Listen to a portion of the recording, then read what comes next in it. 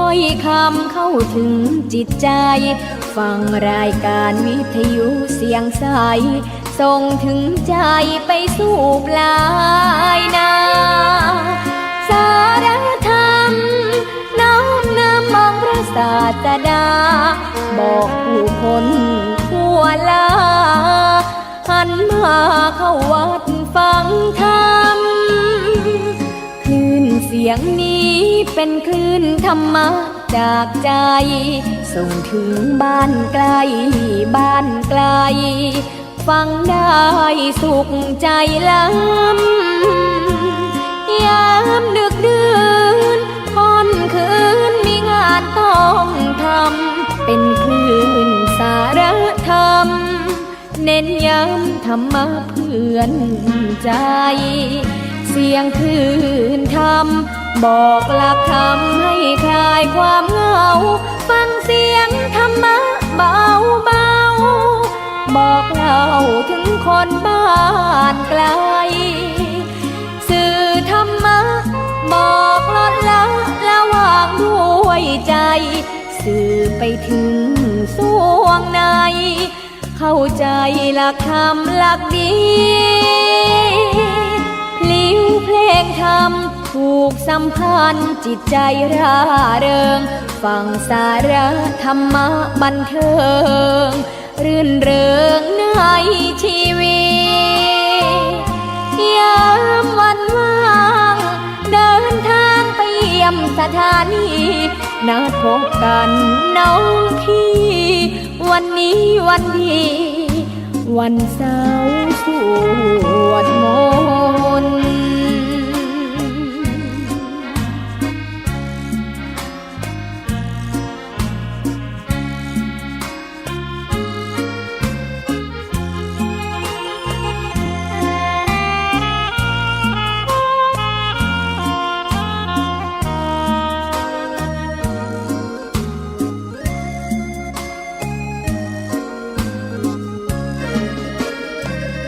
เสียงคลื่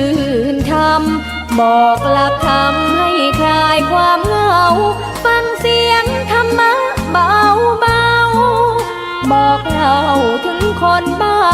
นไกลสื่อธรรมะบอกลดละวางด้วยใจสื่อไปถึงสวงในเข้าใจหลักธรรมหลักดีพลิ้วเพลงธรรมผูกสัมพันธ์จิตใจร่าเริงฟังสาระธรรมะบันเทิงรื่นเริงในชีวิตยามวันว่างเดินทางไปเยี่ยมสถานีนัดพบกันน้องพี่วันนี้วันดีวันเสาร์สวดมนต์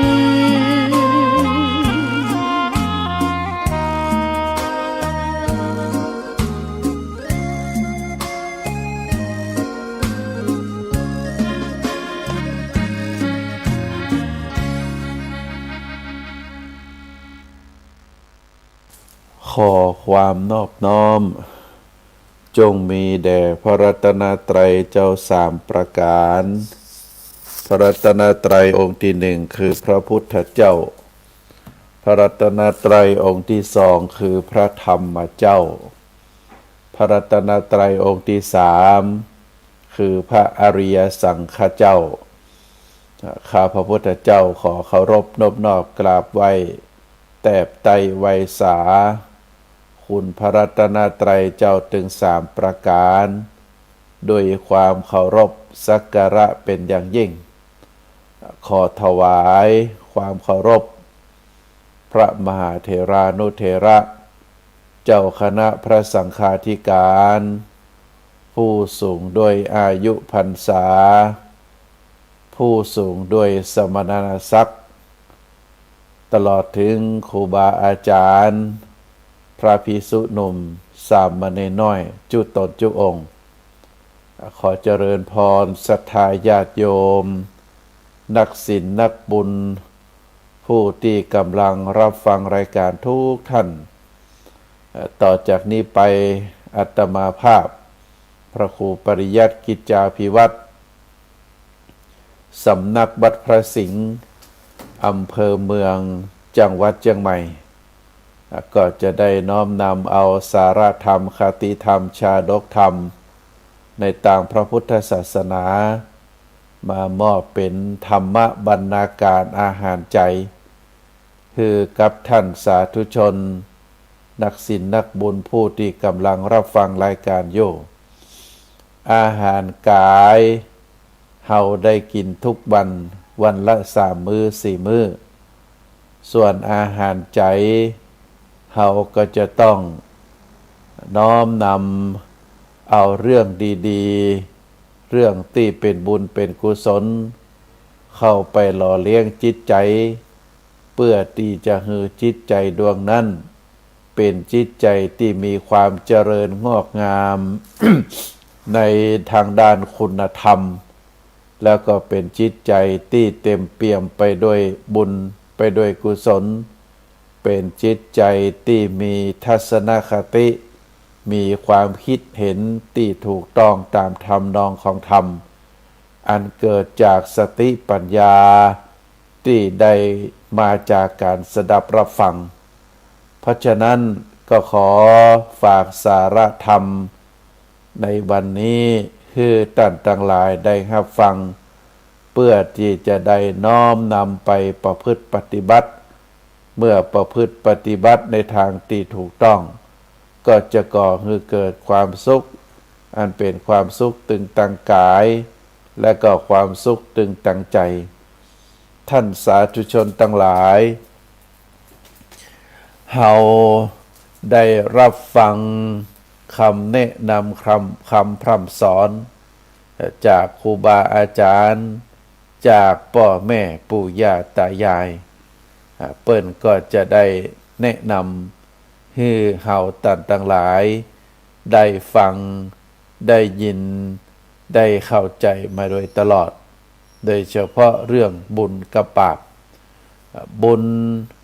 ก็คือสิ่งที่เป็นคุณสมบัติ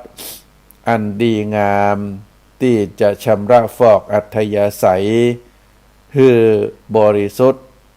ให้สะอาดส่วนบาปนั้นก็เป็นคุณสมบัติที่บดีที่บงามที่จะนำพา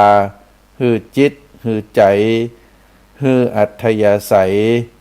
บริสุทธิ์เป็น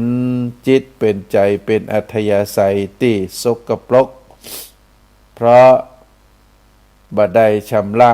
ฟอกอัธยาศัยให้บริสุทธิ์ให้สะอาดเหมือนกับบุญแต่จะไปเกาะกลุ่มรุ่มใจให้ร้อนรุ่มให้เศร้าหมองเพราะฉะนั้นบุญกับบาปเฮาท่านทั้งหลายก็จะต้องทำความเข้าใจทำการแยกแยะแล้วก็เลือกเอาสิ่งที่เป็นบุญ เข้ามาสู่จิตมาสู่ใจสลัดละทิ้งที่เป็นบาปเป็นอกุศลฮื้อพ้นไปจากจิตไปจากใจของเฮาอันนี้เฮาได้ยินได้ฟังพ่อแม่ครูบาอาจารย์ได้แนะนำมาโดยตลอดบุคคลเฮาทุกผู้ทุกนามนั้นผู้ที่มีความมุ่งมั่นปรารถนาบุญก็จะทำบุญอยู่และก็หันคนอื่นเปิ้นทำบุญกันอยู่บางทีบางครั้งก็เมื่อหันเขาทำก็ทำไปอย่างนั้นแต่ก็บ่ฮู้จักว่าบุญคืออะหยัง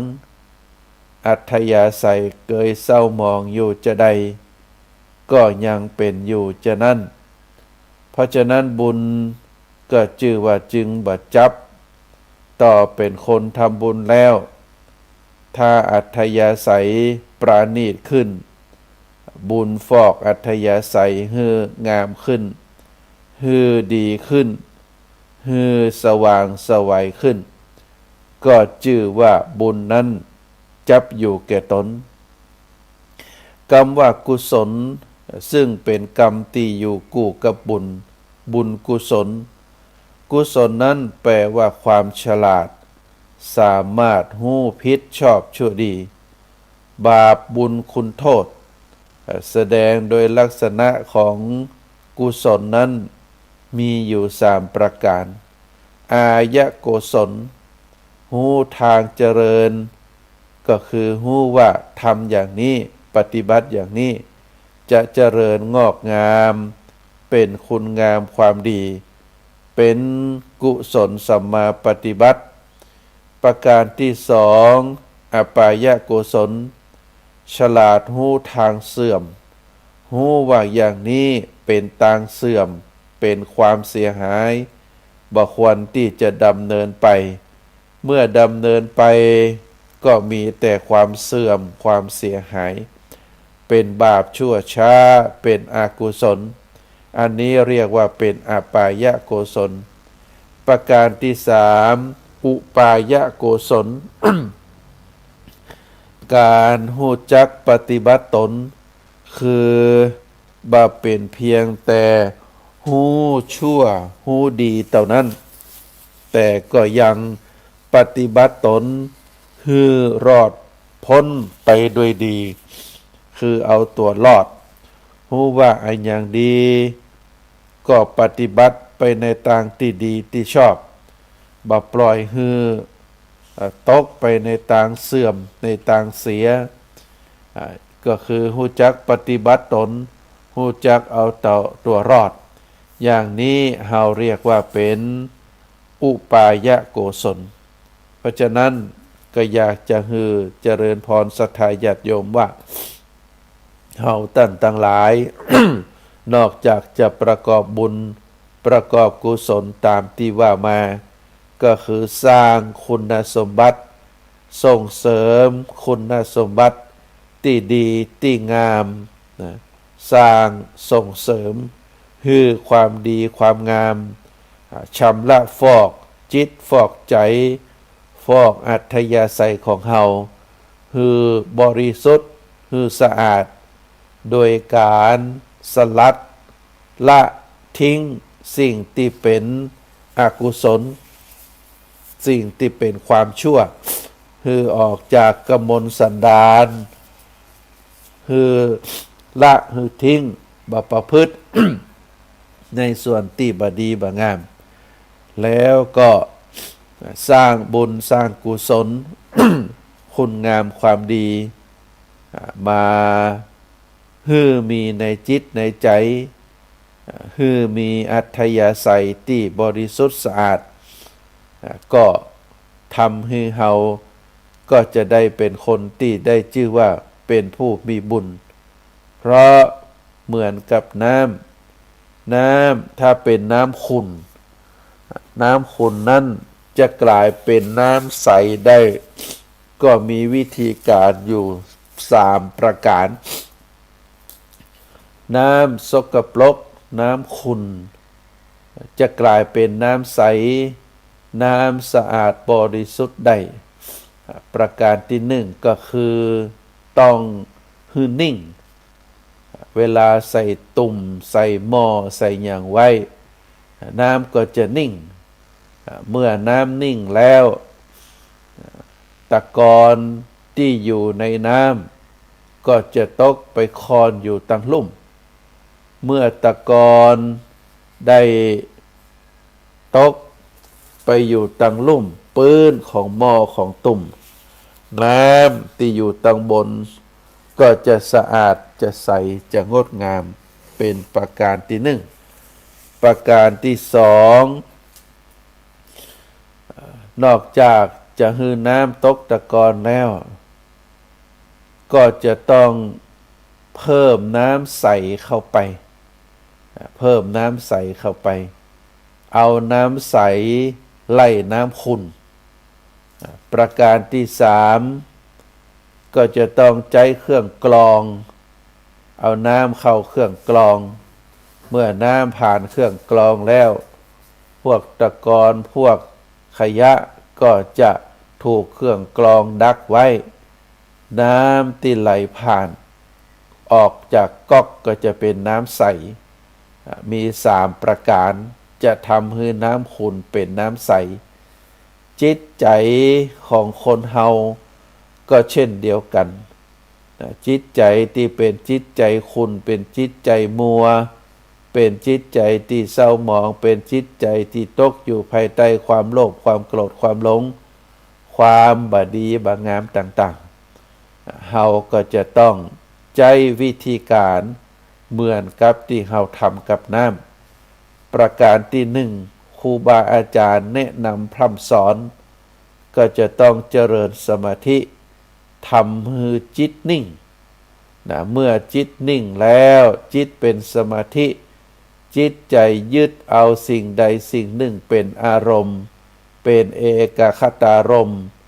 เป็นอารมณ์เป็นหนึ่งมีอารมณ์เป็นหนึ่งดวงจิตดวงนั้นก็จะเริ่มใสจะสะอาดจะสงบ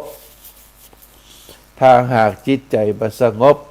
เป็นจิตใจวุ่นวายเป็นจิตใจซัดสายไปมาซัดสายเข้าไปหาเรื่องกามคุณซัดสายเข้าไปหาเรื่องความโลภความโกรธความหลงซัดสายไปหาเรื่องพยาบาทผูกอาฆาตมาตร้ายซัดสายไปในเรื่องที่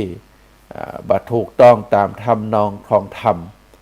มีโมหะครอบงำมีโทสะครอบงำมีโลภะครอบงำมีกามคุณครอบงำตัณหาราคะจิตใจนั้นก็อยากที่จะสดใสจิตใจนั้นอยากที่จะเป็นบุญเป็นกุศลเฮาก็จะต้องใจรักสมาธิฮือสลัดอารมณ์ต่างๆออกจากจิตจากใจแล้วก็เอาพุทธานุสติเอามรณสติเข้ากำกับจิตกำกับใจเอาเมตตาเข้ากำกับจิตกำกับใจเอาสัมมาทิฏฐิเข้ากำกับจิตกำกับใจดวงจิตนั้นก็จะสงบก็จะเยือกเย็นอันนี้เป็นอุบายประการที่หนึ่งอุบายประการที่สองเอาน้ำใสไล่น้ำขุ่นจิตใจของเฮาก็เหมือนกับน้ำจิตใจที่ขุ่นที่มัวก็เพราะว่ามีความโลภความโกรธความหลงมีตัณหาราคะมีความพยาบาทครอบงำก็ทำให้เป็นจิตใจที่ขุ่นมัวบ่สงบ่แจ่มใสเพราะฉะนั้นเราจะต้องเอาคุณธรรมเข้าไปไล่ในส่วนที่เป็นอกุศลก็จะทำให้จิตใจใสสะอาดได้หากจิตใจดวงใดถูกตัณหาราคะครอบงำพระพุทธองค์ก็คือพิจารณาถึงตามความเป็นจริงว่าสิ่งที่ครอบงำจิตครอบงำใจของเฮานั้นก็จะต้องเอารักธรรมในเรื่องของอนิจจังความบ่เที่ยงแท้ความบ่แน่นอนมีการเปลี่ยนแปลงอยู่ตลอดเวลาเฮาหลงในรูปความงดความงามของร่างกายแต่ว่าร่างกายนั้นมีความงดงามได้ชั่วคราวแหมน้อยก็จะแก่ก็จะเต็มไปด้วยโรคเต็มไปด้วยสิ่งปฏิกูลพระพุทธเจ้าครูบาอาจารย์ได้แนะนำพร่ำสอนพระสงฆ์สามเณรผู้ที่เข้ามาบวชใหม่หากจิตใจยังซัดสายไปในเรื่องกามารมณ์ครูบาอาจารย์ก็จะสอนโดยตจะปัญจกกรรมฐานเรียกว่ากรรมฐานมีอาการ5โดยฮือยืดเอาเกสาโลมานาขาทันตาตะโจก็คือเอาผมขนเล็บฟันหนัง5อาการนี้เข้าไปยึดปล่อยพิจารณาตามความเป็นจริง ผมที่งดที่งามก็เพราะว่าเฮาสะเฮาเซ็ดเฮาย้อมแต่ถ้าปล่อยไปตามธรรมชาติบ่มีการสะ ผมนั่นก็จะเป็นตีมักบ่มของเหงื่อของใครนะผิวหนังภายในอยู่ที่เส้นผมนั่นก็จะเต็มไปด้วยรังแคเต็มไปด้วยเหงื่อไปด้วยไข้เหนียวหนืดหนาดก็จะมาเป็นที่เจริญตาเจริญใจขนและก็หนังคนนั้นจะขึ้นอยู่ตามเส้นหนังทั่วร่างกายตั้งแต่ศีรษะลงไปจนถึงแข้งขาที่มีเส้นขนพร้อมกับหนังที่อยู่ตามเนื้อตามตัวของเขาถ้าบ่อาบน้ำบ่ชำระด้วยสบู่บ่ชำระด้วยสารอาบน้ำเจลอาบน้ำร่างกายนั่นหนังนั่นขนนั่นก็จะเต็มไปด้วยเหงื่อเป็นไปด้วยไข้มีกลิ่นเหม็นกลิ่นส้มบุดก็เพราะว่าร่างกายนั้นสกปรกในส่วนของเล็บก็เหมือนเดียวกันเล็บเป็นสิ่งที่งอกมาจากนิ้วมือนิ้วเท้าถ้าเราบะขัดบะถู เล็บนั้นก็จะเต็มไปโดยขี้เล็บแล้วก็จะมีสิ่งสกปรกติดอยู่ก็บักงามส่วนฟันที่เราใช้สำหรับเคี้ยวบดอาหารแต่ละวันเรากินเราทานเข้าไปก็จะมีซบของสัตว์ที่เรากินเข้าไปบอกว่าจะเป็นหมูเป็นไก่เป็นปลาเป็นวัวเป็นควายถ้าฟันนั้นเราแปลงทำความสะอาดบ้วนปากจะก่อให้เกิดกลิ่นเหม็นมักหมมเต็มไปด้วยเชื้อโรคก็เป็นจะเจรจากระไผ ก็อึดอัดคัดเคืองกลิ่นเหม็นก็จะออกจากปากอย่างอีเป็นต้นเพราะฉะนั้นถ้าไผคนใดคนหนึ่ง ได้ถูกตัณหาราคะกามารมณ์ครอบงำจิตครอบงำใจเขาก็จะต้องใจคุณธรรมอันนี้เข้าไปไล่ตัณหาราคะความอยากออกจากจิตจากใจโดยการใจคุณธรรมก็คือกรรมการอาการ5อย่างตามที่ว่ามาส่วนผู้ใดจิตใจดวงใดที่ถูกโทสะครอบงำโทสะก็คือความโกรธความเกลียดความโหดร้ายความอาฆาตพยาบาทดวงจิตดวงใจดวงใดที่ถูกโทสะความอาฆาตพยาบาทความโหดร้ายเข้าครอบงำเขาก็จะต้องเติมความใสของจิตของใจก็คือเอาความเมตตาความเมตตาเข้าไปเจริญเมตตาเป็นความฮัก ความปรารถนาดีมองในส่วนดีของเขาทุกคนทุกประเภทไม่ว่าจะเป็นสัตว์เป็นคนต่างก็ฮักกลัวตัวตายเหมือนกับเขาทุกคนก็ต่างฮักชีวิตปรารถนาความสุขปรารถนาความเจริญความงอกงามเข้ามาสู่ในชีวิตจิตใจของตัวเก่าก็เหมือนเดียวกับตัวเฮาเพราะฉะนั้นเมื่อเฮาฮู้เข้าใจแล้วความฮักความปรารถนาดีพยายามให้เป็นไปมองให้ทุกคนเหมือนกับพี่เหมือนกับน้องเหมือนกับญาติแล้วก็พยายามที่จะแบ่งปันความฮักความสิ่งของความปรารถนาดีไปถึงคนต่างหลายเหล่านั้นสัตว์ต่างหลายเหล่านั้นเฮาก็จะลดความหันแก่ตัวลดความโกรธลดความอาฆาตพยาบาทลงก็จะทำให้จิตเป็นจิตใจเยือกเย็น เป็นจิตใจอ่อนเป็นจิตใจอบอุ่นก็ถือว่าการได้เติมความเมตตาความกรุณาเข้าไปในจิตในใจก็จะแผ่ไปถึงสัตว์ไปถึงคนทุกคนที่เราได้พบที่เราได้หันส่วน จิตส่วนใจดวงใดที่ถูกความหลงความบ่ฮู้ตามความเป็นจริงความเชื่อในสิ่งที่บ่ควรเชื่อเพราะฉะนั้นเราก็จะต้องเติมปัญญาเติมการพิจารณาเติมสติเข้าไปพิจารณาตามความเป็นจริงว่าสิ่งนี้เมื่อเกิดขึ้นแล้วผลตอยมาก็จะเป็นลักษณะที่เป็นตามความเป็นจริงเป็นเหตุเป็นผลกันถ้าเราทำความบดีความทุกข์ก็จะตอยมาถ้าหากเราทำความดีทำสิ่งที่บุญเป็นบุญเป็นกุศลความสุขก็จะตามมาเมื่อเราได้หู้เหตุหู้ผลเป็นลักษณะแบบนี้โดยการมีสติปัญญา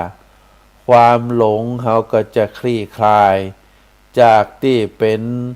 ความมืดบอดอยู่ในจิตในใจจิตใจดวงนั้นก็จะสว่างไสวเพราะฉะนั้นก็ตามที่ว่ามาในฐานะที่เราเป็นเจ้าของชีวิตเป็นผู้กำหนดชะตาดวงจิตดวงใจดวงชีวิตของเราก็จะต้องช่วยกันรักษาจิตรักษาใจรักษาตัวตนของเราคืออยู่ในกรอบศีลในกรอบธรรม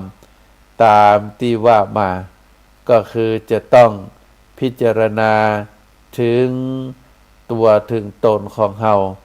ว่าตอนนี้เราวางตัวเราวางตนเราอยู่ในลักษณะแบบใดการวางตัววางตนฮู้อยู่ว่าเราวางตัววางตนอยู่ในคุณงามความดีที่เป็นอายะกุศลเราเบาวางตัวเบาวางตนของเราโดยที่การป้องกันความฮู้ในต่างที่เสื่อมแล้วก็ฮู้จักปฏิบัติตนฮู้จักดีฮู้จักชั่วฮู้จักเอาตัวรอดวางตัวในต่างที่ดีประพฤติดีปฏิบัติชอบบ่ปล่อยให้ตัวให้ตนนั้นตกอยู่ในต่างเสื่อมลักษณะแบบนี้พระพุทธองค์ได้สอนไว้ว่าฮือเฮาตันต่างหลายนั้นก็จะต้องนำตัวนำตนฮืออยู่ในต่างที่ดีในต่างที่งามฮือตัวตนเฮานั้นได้น้อมนำเอาบุญกุศลมาอยู่กับจิตกับใจเมื่อบุญกุศลอยู่ในจิตในใจผลที่ตามมาก็คือจะเป็นความสุขความสงบความเงียบความโปร่งใสความสบายใจก็เป็นที่สุดยอดปรารถนาของเฮาท่านทั้งหลายเพราะฉะนั้นก็ศรัทธาญาติโยมที่ได้รับฟังในวันนี้ก็พยายามศึกษาห้ำเฮียนฟังไปโดยแล้วก็น้อมเข้ามาสู่ตัวเฮาว่าตอนนี้เฮานั้นมีความประพฤติเป็นจะใดชีวิตของเฮามีสุขหรือมีทุกข์ถ้ามีทุกข์เฮาก็จะต้องหาสาเหตุของความทุกข์นั้นว่าเกิดจากอะไรหยังถ้ารู้ว่ามันเกิดจากสิ่งนั้นสิ่งนี้เฮาก็ละสิ่งที่เป็นสาเหตุของความทุกข์แล้วก็มาเจริญในส่วนที่ทำให้เฮาจะมีความสุขนักยิ่งขึ้นก็ฝากศรัทธาญาติโยมลองพินิจพิจารณาว่าในชีวิตตัวตนของเฮานั้นเป็นลักษณะแบบใด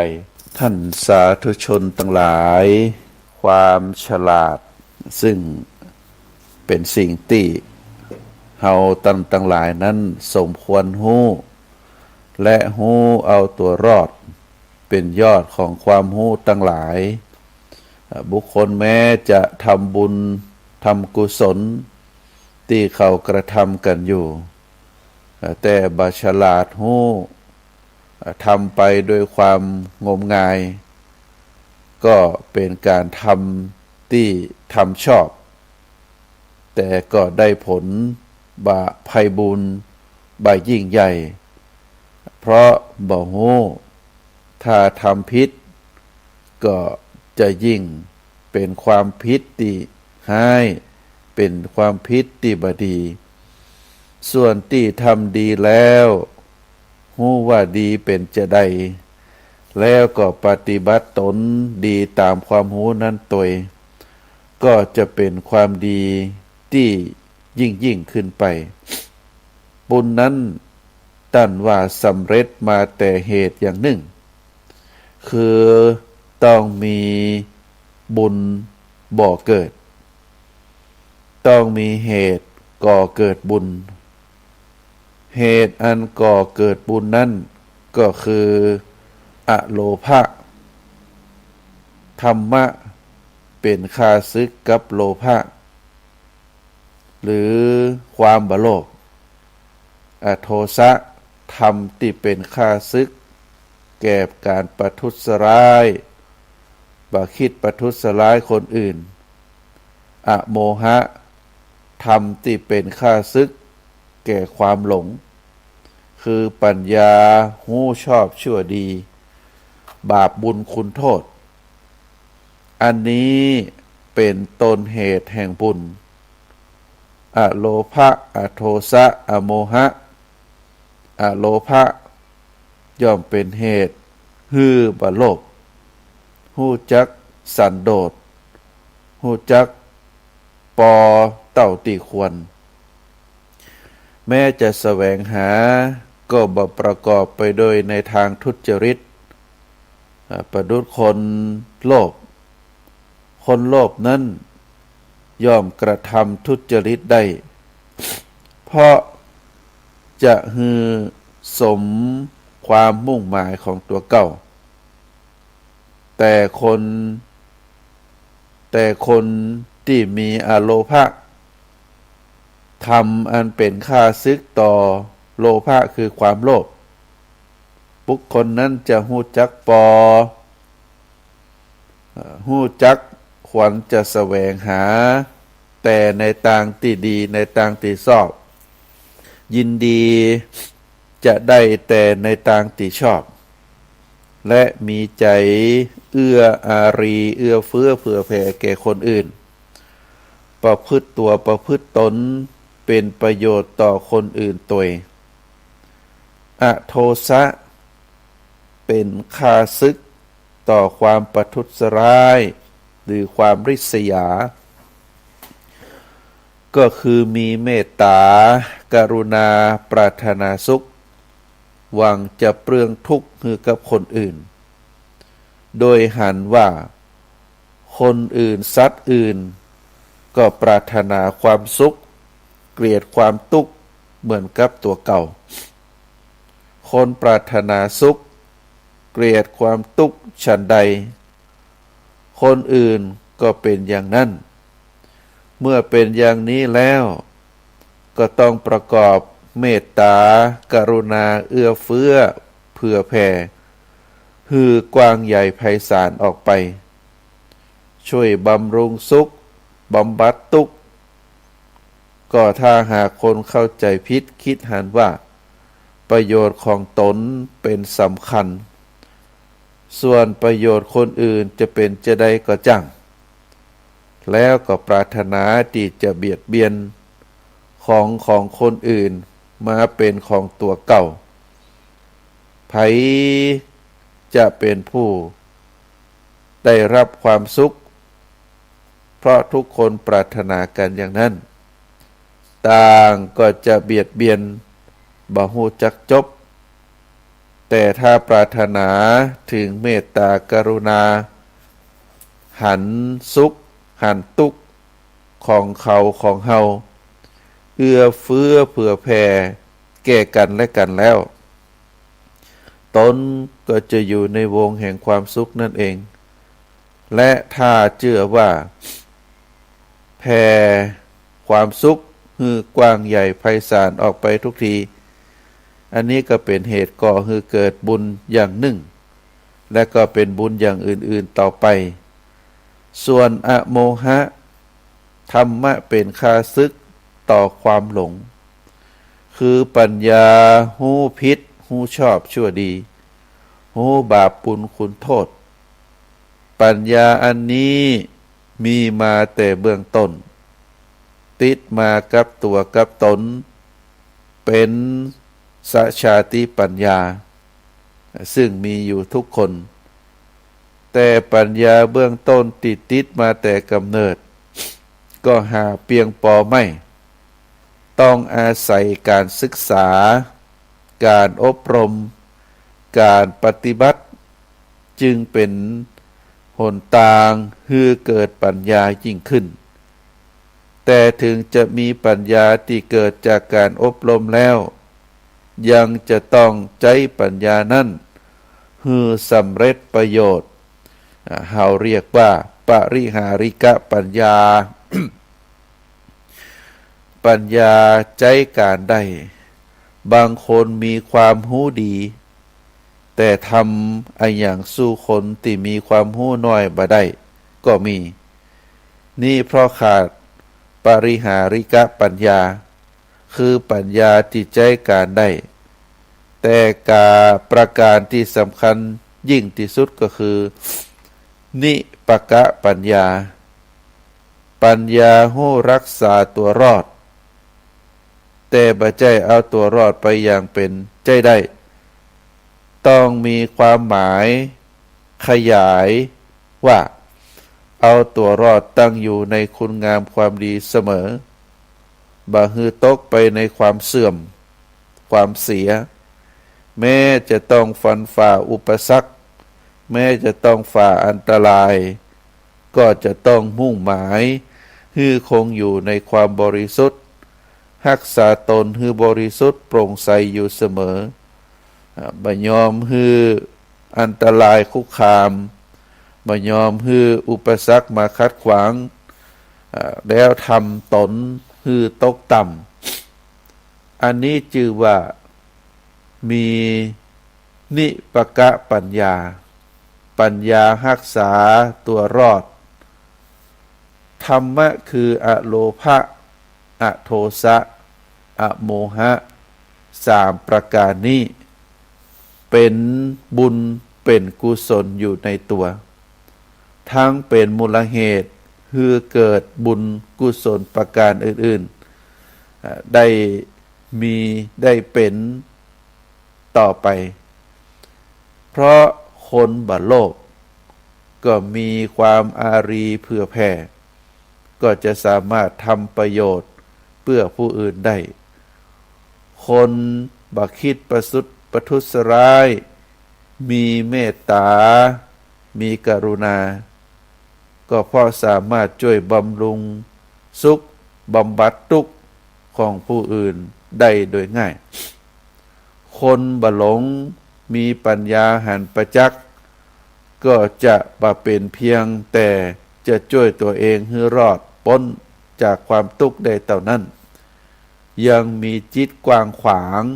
พอที่จะช่วยคนอื่นให้รอดพ้นจากความเสื่อมเสียไปตัวให้ดำรงอยู่ใน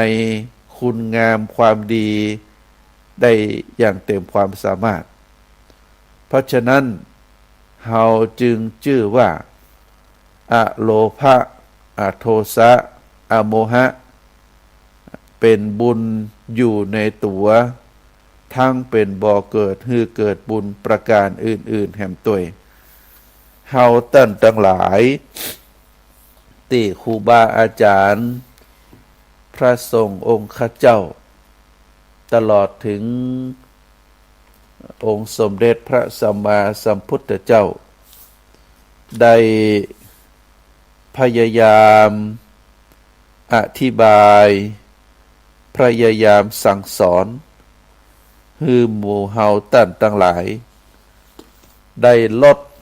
ได้ละได้เลิกเกิดความพยายามโดยความเพียรพยายามมุ่งมานะที่จะก่อให้เกิดความบ่โลภความบ่โกรธความบ่หลงขึ้นในจิตในใจเฮา พยายามสลัดความโลภความโกรธความหลงออกจากจิตจากใจเฮาตามที่ได้อู้มานั้นก็เพราะท่านทั้งหลายเหล่านั้นอันมีพระบรมศาสดาสัมมาสัมพุทธเจ้าเป็นต้นท่านได้ท่านได้พบว่าหนทางนี้เป็นหนทางที่ดีเป็นหนทางที่ทำให้ตัวตนเฮามีความสุข ทำให้จิตใจของเฮามีความเงียบมีความสงบบ่มีการแตกบ่มีการแบกความทุกข์ไว้อย่างเช่นอโลภะความบาโลภความบาโลภนี้ต้องแยกแยะให้ดีความโลภคือความอยากได้ของคนอื่นอยากทุจริตเพื่อที่จะให้ได้ของนั้นมาเป็นของตัวเก่าแต่ถ้าความบาโลภแต่เป็นการกระทำโดยปัญญาโดยความซื่อสัตย์สุจริตโดยความขยันหมั่นเพียรโดยความบำเพ็ญศีลบำเพ็ญธรรมอันนี้เราเรียกว่าเป็นความขยันเป็นสัมมาปฏิบัติเป็นสัมมาอาชีพเป็นอาชีพที่ชอบเราทำด้วยความขยันหมั่นเพียรอันนี้ถือว่าเป็นวิริยะความขยันความบักบั่นความอดทนมีขันติธรรมเพราะเราได้ทำด้วยความซื่อสัตย์สุจริตด้วยความตั้งใจบ่มีความโลภเราได้เต่าตีเราทำเต่าตีเราสามารถทำผลกำไรผลเกิดจากความขยันหมั่นเพียรอันนั้นเป็นความที่ได้มาโดยความชอบธรรมตรงกันข้ามความโลภก็จะเสาะแสวงหาการได้มาทรัพย์สมบัติอันเกิดจากความทุจริตความช่อความโกงความหาช่องทางโดยตัวเองทำงานน้อยแต่จะอยากจะได้ทรัพย์สมบัตินักอย่างเป็นต้นเพราะฉะนั้นท่านสาธุชนทั้งหลายเฮาหันข่าวที่เป็นกระแสในตอนนี้ก็คือการล่อจับบุคคลกลุ่มหนึ่งที่ใจสื่อให้เป็นประโยชน์แล้วก็ไปฟ้องไปร้องหน่วยงานที่มีหน้าที่ปราบปรามการทุจริตการช่อโกงในวงราชการหรือในวงการอื่นๆเมื่อมีการร้องมีการแจ้งความก็เป็นหน้าที่ของเจ้าหน้าที่ที่รักษากฎรักษาระเบียบดูแลกฎหมายก็จะไปตรวจสอบเมื่อตรวจสอบแล้วเป็นการกระทำที่บาผิดเป็นการกระทำที่บาทุจริตเปิ้นก็ถือว่ามีการตัดสินแล้วก็ถือว่าเป็นที่สิ้นสุดเจ้าที่ทราบมากลุ่มคนบุกนี้กลุ่มนี้ที่มีข่าวนั้นนอกจากจะ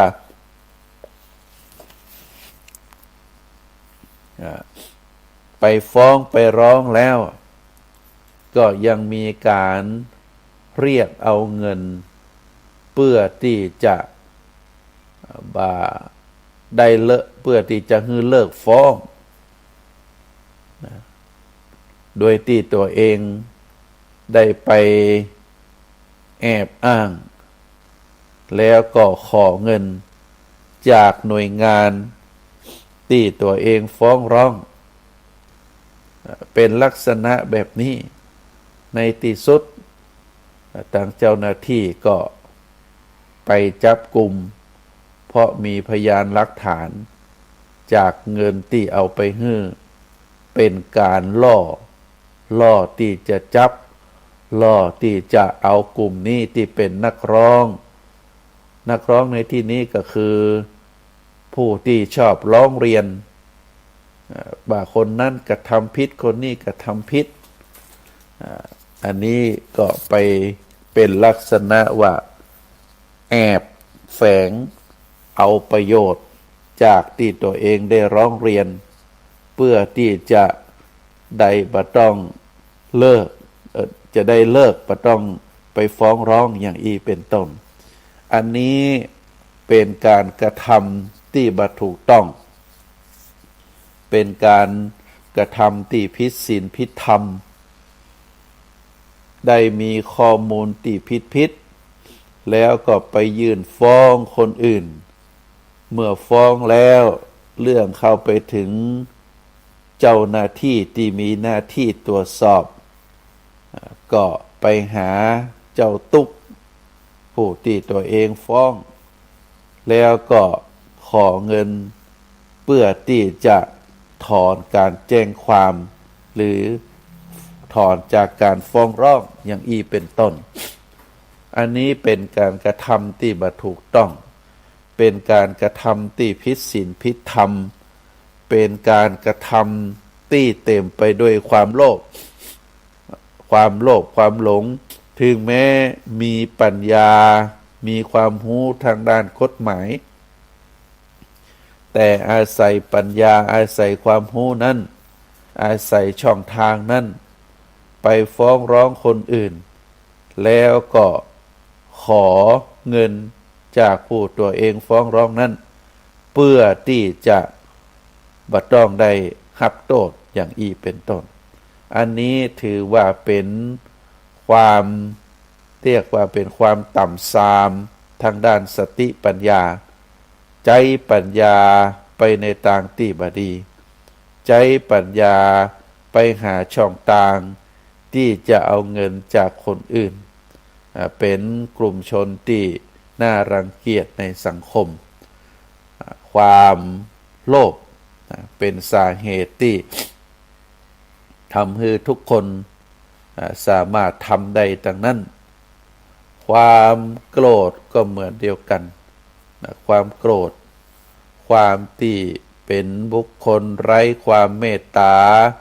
ไร้ความกรุณาไร้ความปราณีก็มักจะถูกครอบงำเมื่อความโกรธความโลภเมื่อความโกรธถูกครอบงำจิตใจดวงใดจิตใจดวงนั้นก็จะเป็นจิตใจที่เต็มไปด้วยความอาฆาตความพยาบาทเป็นจิตใจที่บ่มีความเอื้อเฟื้อเผื่อแผ่เป็นจิตใจที่หันแก่ตัวเป็นจิตใจที่ชอบที่จะเบียดเบียนเอาผลประโยชน์จากคนอื่นเป็นจิตใจที่บ่มีความเอื้อเฟื้อบ่มีความปรารถนาที่จะให้คนอื่นมีความสุขปรารถนาอยากจะให้ตัวเองนั้นมีความสุขโดยการเบียดเบียนช่อโกงเบียดเบียนผูกอาฆาตพยาบาทคนอื่นอย่างอีเป็นต้นส่วนโมหะแปลว่าความหลงไปจากสภาพความเป็นจริงหลงไปจากธรรมชาติที่เป็นบุญเป็นกุศลหันสิ่งที่ตรงกันข้ามความบ่เที่ยงแท้แน่นอนตัวเองก็หันว่าเป็นความเที่ยงแท้แน่นอนความที่ตนเองนั้นเป็นคนที่มีสติปัญญาอยู่แล้วที่เกิดมากับตัวกับตน มีมาต่อทุกคน แต่ก็บ่ใจปัญญาพัฒนาปัญญาโดยเฉพาะปัญญาอาศัยการศึกษาการอบรมการปฏิบัติเราก็จะต้องพัฒนาให้ปัญญาให้เกิดขึ้นหันตามความเป็นจริงเมื่อมีปัญญานักขึ้นแล้วก็ใจปัญญาที่ได้มานั้นได้พินิจพิจารณารักษาที่จะเอาตัวรอดจากสิ่งที่บดีบงามได้พิจารณาหันถึงความเสื่อมเสียได้พิจารณาถึงความทุกข์ที่จะตยมาจากการกระทำของตัวเองแล้วก็ใจปัญญาพิจารณาหาช่องทางที่จะฟันฝ่าอุปสรรคอันตรายให้ตัวเองนั้นได้พ้นบ่ได้เข้าไปอยู่วังบนแห่งความต่ำแห่งความที่เป็นการมกมุ่นอยู่ในสิ่งที่เป็นอบายมุขแล้วก็มีความมุ่งหมายในอันที่จะรักษาความบริสุทธิ์รักษาตนให้ปลอดโปร่งให้เป็นความบริสุทธิ์โปร่งใสบ่ให้อยู่ในวังบนอันตรายอุปสรรคต่างๆมาคัดขวางได้โดยการใช้ปัญญารักษาตัวรอดอันนี้ชื่อว่าเป็นบุคคลที่น่าสรรเสริญพระมหาเถระทั้งหลายครูบาอาจารย์เปิ้นได้ทำเป็นตัวอย่างได้ทำเป็นแบบเบ้าคือเฮาตั้นทั้งหลายได้หันก็เฮาตั้นทั้งหลายในฐานะที่เป็นพุทธศาสนิกชนเป็นเจ้าพุทธเฮาบ่ได้เป็นเจ้าพุทธเฉพาะในบัญชีเลขประจำตัวบัญชีบ้านต้องอันแต่เฮาเป็นเจ้าพุทธโดยจิตวิญญาณเป็นเจ้าพุทธที่แท้จริงเป็นเจ้าพุทธที่เฮาตั้นทั้งหลายได้มีความภาคภูมิใจที่ได้เกิดมาพบพระพุทธศาสนาเป็นศาสนาที่ดีที่สุดในโลกเป็นศาสนาที่เฮาได้ประพฤติปฏิบัติตามแล้วมีเป้าหมายที่ชัดเจนเป้าหมายอันนั้นก็คือการลดการละการเลิกความโลภความโกรธความหลงแล้วก็ทำให้เฮานั้นได้หันถึงความขยันหมั่นเพียรประกอบอาชีพสุจริตเฮาได้หันประโยชน์อันเป็นความสุขอันเกิดจากความมีเมตตาเอื้อเฟื้อเผื่อแผ่ช่วยเหลือเพื่อนมนุษย์ด้วยกันเฮาได้หันผลอันเกิดจากที่เฮาได้ฮู้แจ้งหันจริงเกิดจากปัญญาที่ได้พิจารณาถึงความหันจริงแล้วเฮาก็ได้น้อมนำมาประพฤติปฏิบัติแล้วก็ก่อให้เกิดเป็นความสุขเป็นความสบายใจอยู่ในโลกนี้เฮาก็มีความสุขแม้ถึงวันสุดท้ายแห่งชีวิตเฮาจากโลกนี้ไปเฮาก็มีความสุขเฮาพร้อมที่จะเรียกว่าพร้อมที่จะตายเพราะมนุษย์เฮาทุกคนสัตว์ทุกคนนั้นมีความตายเป็นที่สุดเฮาตายไปเฮามีบุญเป็นเครื่องหล่อเลี้ยงอย่างเป็นต้นเพราะฉะนั้นก็ฝากให้ท่านสาธุชนทั้งหลายได้พินิจพิจารณาถึงสาระธรรมที่ได้น้อมนำมามาเอ่ยในวันนี้ก็ฝากให้ท่านสาธุชนได้พินิจพิจารณาในช่วงสุดท้ายของรายการอาตมาภาพขอนำรายการจากท่านสาธุชนไปก่อนไว้โอกาสหน้าเราได้มาพบกันแฮมก็ขอ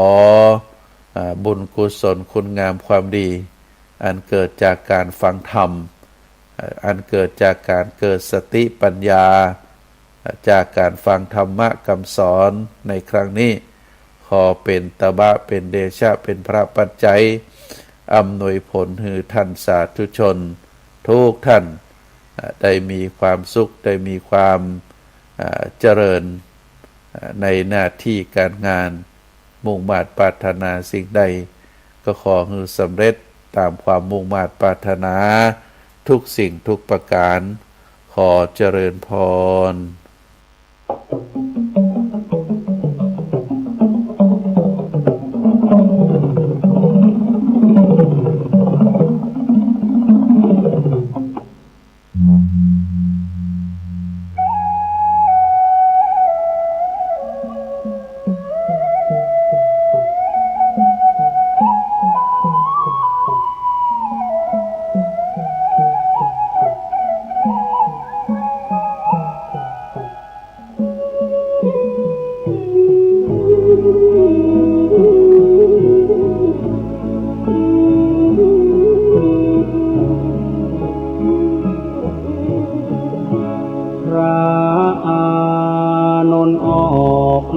ข้างนอกแล้วยืน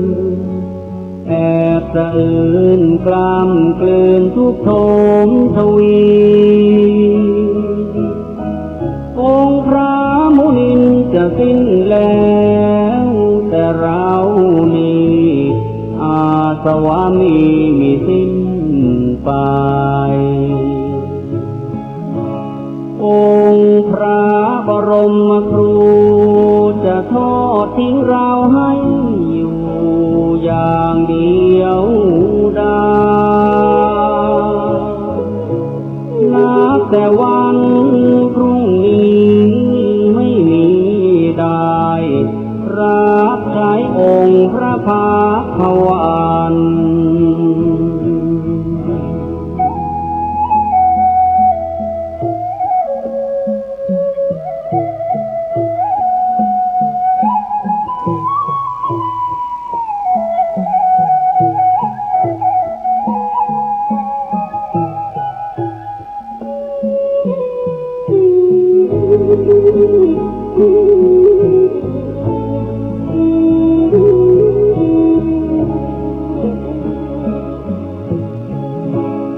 นนนิจากผู้อาจทั้งคือบาทจีวรถวายน้ำกงพระพักหลังพระกรบวนพระโอษฐ์อีกตามจรผู้ใดใครหนอภายหน้าโอ้เราดังนกหัดบินแม่นกมาทิ้งสูญชีวาปีกนั้นยังไม่กล้าขาไม่แข็งแรงพอ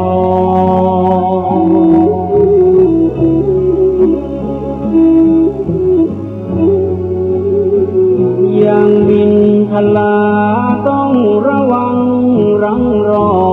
อีกแม่แค่คอยบินคลอได้พอหล่อเลี้ยงชีวัน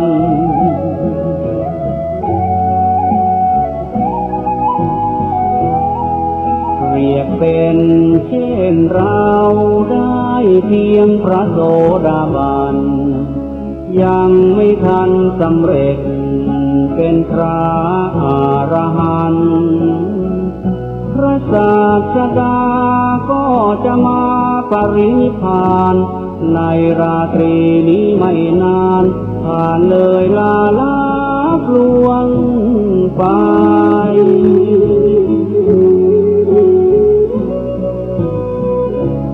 โอ้เราทำชันใดเมื่อสิ้นแล้วพระผู้ทรงชัยพระอานนท์กำสดน้ำตานองหยดรินไหลด้วยสุดจะฝืนกระอื้นยืนรำไห้โศกาอาลัยน้ำตาหลั่งไหลนองน้ำ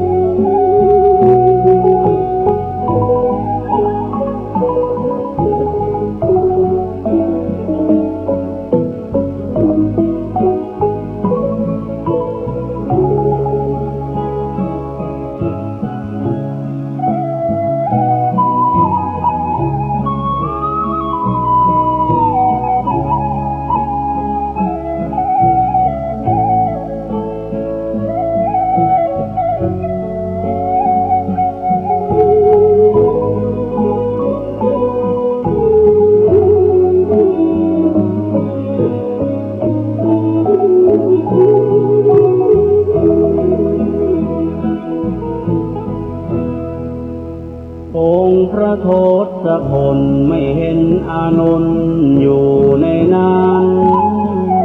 จึงตรัสถามว่าอานนท์ไปไหนกันพระภิกษุผู้รู้เหตุการณ์กราบทูลถวา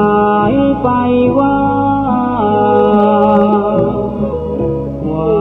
ท่านพระอานนท์ไปแอบยืนรำให้ปูนปายน้ำตา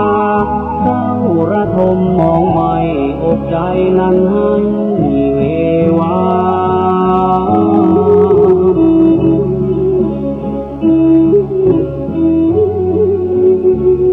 ยามใดสิ้นสูญพระดุลยศาสดา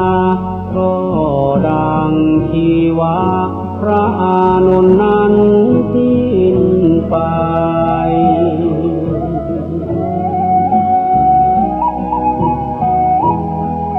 ทราบความดังนั้น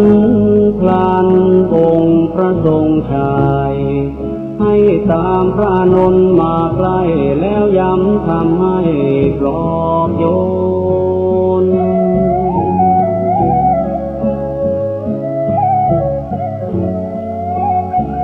ลดความเศร้าหมองที่เข้าครองในกมลแก่พระอานนท์ให้คลายทุกข์